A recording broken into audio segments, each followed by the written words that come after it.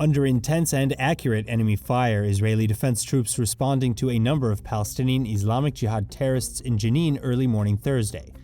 Islamic Jihad taking credit for the attack, including gunfire and throwing explosives at the troops, but the IDF instead killing 3 of the militants and seizing a number of automatic rifles. The IDF entering Jenin overnight to arrest 3 wanted terror suspects.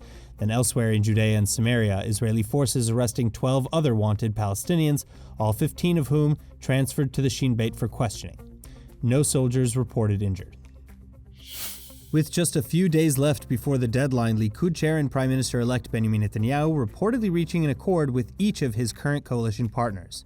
This as Likud and the Haredi United Torah Judaism signing an interim agreement Tuesday, Wednesday, and then finalizing agreements with the Haredi Shas party overnight Wednesday, Thursday. Likewise, practically all ministry and Knesset committee appointments handed out, and with this, Netanyahu on his way to inaugurating his 64-seat majority government. But the premier designate will still likely request an extension from President Herzog, as he and his coalition partners will now need to pass certain legislation in order to make the coalition agreements possible.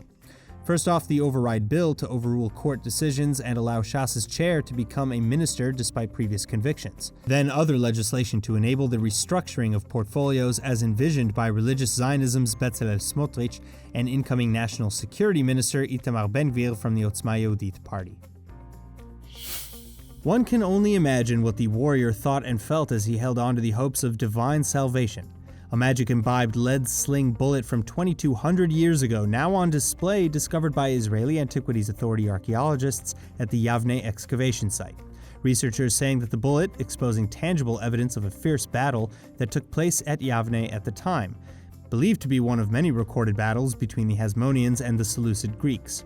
Inscribed on the bullet's face, an inscription reading, "Victory of Heracles and Horanus." Heracles and Horon were considered the divine patrons of YAVNE, and this is the first archaeological evidence of the 2 guardians discovered inside YAVNE itself.